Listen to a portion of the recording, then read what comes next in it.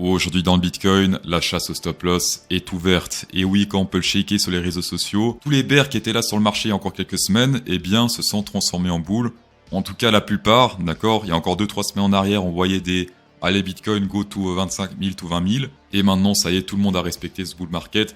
Tous les bears, en tout cas la majorité, ont changé de mindset, ils sont passés en mode bull. Et qu'est-ce que ça signifie également? Eh bien que maintenant, on a de plus en plus de stop loss au sud. Et on va checker tout ça dans cette vidéo. On va commencer ce lundi, ce magnifique lundi par la Team One qui a gagné 25 $ en plus sur ton compte BitGet. Bravo à toi. Et la question que tout le monde se pose, est-ce que mercredi à 9h du mat, le prix du Bitcoin Price sera au-dessus des 40 700 ou sous les 40 700? Mettez simplement plus ou moins à la fin de notre commentaire pour gagner comme le gagnant du jour, 25 $ sur BitGet. Fin de participation à minuit, tapez dedans. Pour l'instant, on se mainly avec ces Power Range sans prendre en compte l'on-chain. On a pété cette résistance ici à la hausse, 2 retests une fois, 2 fois. Donc ici, la théorie veut qu'on aille au moins à la résistance suivante avant de prendre une nouvelle décision.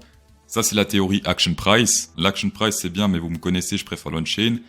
Mais c'est toujours bien à combiner Action Price, on-chain, et même théoriquement le sentiment sur Twitter. Sur le RSI, on peut voir qu'il y a pas mal de résultats également sur ce support résistance diagonale. Ici par exemple, c'était une formation de support pour aller toujours plus haut. Ici, quand on a pété à la baisse, c'était l'attache précédent puis to the ground. Ici, on a retesté une fois, 2 fois, les 2 fois sur plusieurs semaines, on s'est pété la gueule. Ici, c'était 1 semaine, 2 semaines, 3 semaines. Ici, c'était des années, des siècles. Ici, on a retesté une fois de tête, on s'est fait rejeter sur environ 2 mois. Et maintenant, on a retesté. Qu'est-ce qui se passe maintenant depuis 2 semaines? Eh bien, rejet à la baisse. Ça, c'est la partie RSI. Maintenant, on va passer sur la partie on-chain. Sur Binance, on peut voir que la FOMO a totalement commencé plus ou moins dans cette zone-là. Donc, pile poil sur cette bougie qui fait office de top local pour l'instant. Eh bien, on peut voir qu'on était très haut ici sur l'OP Interest et que depuis, ça corrige, mais pas encore assez historiquement puisque historiquement sur les corrections, le bottom ou du moins la zone où il fallait recharger, c'était plus ou moins les zones jaunes. Des fois, ça prend du temps, comme par exemple ici, ça range un peu dans cette zone. C'est ce qu'on avait fait là, ça rangeait un peu en mode ouais, ça remontait, mais on attend. Après, tout le monde a rage quitte le marché, tout le monde a eu peur avec ce dump là. Et ensuite, c'était le bottom, fallait acheter, hop, to the moon, to the ground, to the moon, to the ground, etc., etc. Do you want to see my winning strategy? 100% win rate. I sell it for only $1,000 because... Non, je rigole. Ce qu'il faut savoir, c'est qu'il y a des escrocs sur internet qui vous vendent des trucs bien plus pourris que l'Open Interest pour 10 fois plus cher. Et moi, je vous donne ça gratos. Et ce qui est bien, c'est psychologiquement, vu que c'est gratos, les gens pensent que c'est de la merde, et donc ne vont pas le trader. Donc ça, je trouve que c'est plutôt bien. C'est très psychologique le trading. Pour l'instant, ce qui se passe là, en tout cas en jour-lit, c'est pas très bon. Ça accumule un peu les signes de faiblesse, en tout cas si on clôture de cette manière, puisque on est en train de clôturer sous ce support diagonal rouge qui a fait pas mal d'effets dans le passé. Le scénario bullish, c'est bien sûr le retest pour aller 10 fois plus haut, sauf que pour l'instant, c'est un retest pour faire du fake out. Attention, confirmation uniquement à la clôture de la bougie, c'est-à-dire dans 13h17. Sur le Bitcoin, pour l'instant, c'est un peu tendu, mais on verra après sur l'Ethereum que ça pue un peu et qu'on a déjà eu des clôtures qui puent. Do you want to see my winning strategy? Sur le Pinterest, pour l'instant, l'espoir tient. L'espoir, c'est cette ligne qui est rouge. Si on pète ce truc à la baisse, la peur risque de sévèrement s'installer sur le marché. D'un côté, tant mieux parce que avec trop de monde à bord, on peut pas aller très loin. D'accord, c'est triste, mais c'est comme ça. Et également sur le RSI, look at my winning strategy. It's 5,000, but today, only today, I sell it for 1,000. C'est un support qu'on a vu la semaine passée et on a pété les deux en même temps. La première date de janvier 2023, donc presque un an, et la deuxième date de plus ou moins ici, septembre 2023. Et sur le RSI, si on a pété ce truc à la baisse, c'est pas anodin selon moi. C'est-à-dire que maintenant, ces niveaux, c'est des résistances. Si on reteste ici, rejet à la baisse, etc., etc. Et encore, si on a la chance de péter ce truc à la hausse, rejet à la baisse par le deuxième. Il faudra selon moi plusieurs semaines pour repéter ces trucs à la hausse parce que pour l'instant c'est un gros signe de faiblesse ici qui s'installe sur le marché. Il faudra pas mal de retests ici pour repéter ce truc à la hausse. Plus il y a de retests, plus il y a de chances qu'on pète à la hausse.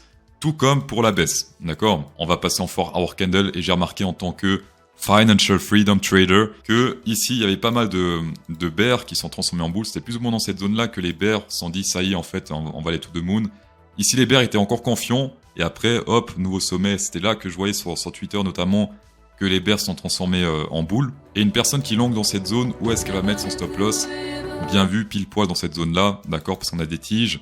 Et plus bas, il n'y a pas grand-chose à mettre, à part si on dézoome vraiment le graphe. Mais pour l'instant, la première zone de sélection naturelle massive, ça se passe ici parce qu'il y a énormément de stop loss qui sont dans cette zone, autour des 40 000 $. Et j'ai l'impression que la sélection naturelle pour l'instant est en train d'opérer parce qu'on n'est plus très loin de cette zone. On n'y est pas encore, mais on s'approche de manière dangereuse. Deuxième chose, un peu bearish selon moi, c'est ces murs de volume, puisque si on prolonge tous ces trucs, eh bien on a pété 2 murs de volume plutôt importants à la baisse en 4 heures, une fois ici et une fois également là. Si on souhaite repasser bullish, il faudra péter ces 2 murs assez importants à la hausse, ça va être très compliqué parce que si on pète le premier, eh bien il reste le deuxième. I have reached my financial freedom with this indicator, that's why I sell my course for only $10,000 and not $20,000. It's really important for me to help poor people. Je répète que tout ce que je partage là c'est gratuit, il y a des gens qui vous vendent des head and shoulders pour 1000, 2000, etc.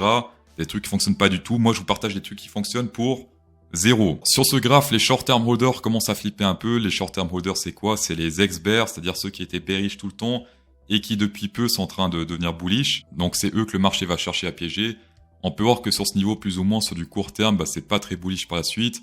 Ici, historiquement, on peut voir que sur ce niveau-là, eh bien, on s'est fait rejeter à la baisse sur le truc orange. On a également en bleu le Realized Price qui est un niveau plus ou moins de support. Je dis bien plus ou moins parce que des fois, on pète un peu à la baisse. Et pour l'instant, le Realized Price est encore plutôt éloigné. Il me semble que c'est autour des $38,000.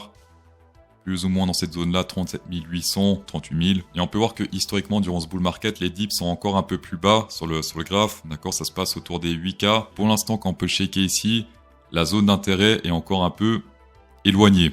Un pouce bleu pour toutes ces infos de Financial Freedom, ça irait droit au cœur et ce serait fortement apprécié. Ouh là là, attention, les Rothschild approuvent cette vidéo, faites très gaffe. Faites quelque chose pour que les Rothschild n'approuvent plus, très important. Donc c'est la vidéo précédente, le 15 décembre. En description, over en description, vous avez le choix de 4 exchanges pour recevoir pas mal de bonus. Entre $20 et $8,000 quand vous faites un premier dépôt. Et 10% de rabais sur les frais, ça c'est magnifique. Entre 5 et 5 000 sur BingX, 10% de rabais également. Et on peut trader les marchés traditionnels en USDT. Donc pas besoin de shaker MetaTrader et toutes ces conneries. Ici, vous pouvez trader les marchés traditionnels simplement comme vous le faites sur un exchange. Sur Mexi jusqu'à 4000 et exchange décentralisé et sans KYC, Apex, 10% de rabais sur les frais, tapez dans Hit Inside. On va continuer sur le Ethereum. Pour l'instant, la compression sur l'action price continue. Et on a pété ce truc à la hausse sur le RSI. Donc très important de transformer ça en support pour aller to the moon simplement. Malheureusement, il faut plus de confirmation. Et en plus, si le Bitcoin est bearish, c'est compliqué pour le Ethereum d'être bullish. En daily, le côté bear se fait encore plus ressentir parce que sur l'action price et sur le RSI, on a pété un support très important à la baisse. Encore plus important sur le RSI puisque plus de retests que sur l'action price. 1 fois, 2 fois, 3 fois, 4 fois, 5 fois et 6e fois, c'est un pétage à la baisse. Pour la target 1, on prend la hauteur de la moitié du range. On met ça sur le breakout ici. Pour l'instant, on n'y est pas encore. $1,972, ce qui fait un dump depuis le breakout de environ 11%. Et pour la target 2, on prend la hauteur du range entier, on met ça sur le breakout et ça serait environ, c'est en logarithmique, c'est pour ça, ça paraît pas très cohérent au niveau des longueurs, mais target 2 autour des $1,855. Et sinon, le Pinterest, un peu comme sur Bitcoin, on peut faire une résistance. Et historiquement, quand on teste ce niveau, eh bien souvent c'est pas très bon pour la suite, en tout cas c'est du moyen terme. On s'est rejeté ici et pour l'instant on a testé ce niveau et qu'est-ce qui se passe? Sans surprise pour l'instant, rejet à la baisse et peut-être que ce n'est que le commencement, d'accord? Parce qu'historiquement des fois on fait des trucs comme ça, des fois on fait des trucs comme ça, des fois on fait des petits trucs comme par exemple ici où on a quand même ce truc là qui a bien sélectionné pas mal de monde. Donc pour l'instant ce qui s'est passé par rapport à l'historique, c'est plutôt petit. Le dernier petit bonus sur Bitcoin, sur Binance, c'est ces ordres qui sont apparus ici au sud. J'ai partagé ça il me semble hier soir sur Twitter et maintenant vous savez la théorie, les ordres massifs attirent le prix. Parce que ça fait des frais pour les exchanges. Est-ce que selon vous, pour un exchange, c'est légal d'aller chercher les ordres là où il y a beaucoup d'ordres? Ça c'est une question un peu éthique on va dire. Peu importe, en tout cas on sait que historiquement, en tout cas sur la chaîne CryptoSauce, que des murs comme ça d'ordre, eh bien ça a tendance à attirer le prix parce que ça fait des frais trading pour les exchanges. Dans tous les cas, merci d'avoir checké cette vidéo sur un plaisir. Insérez un pouce bleu dans cette vidéo pour incrémenter encore plus le plaisir. Et bonne soirée.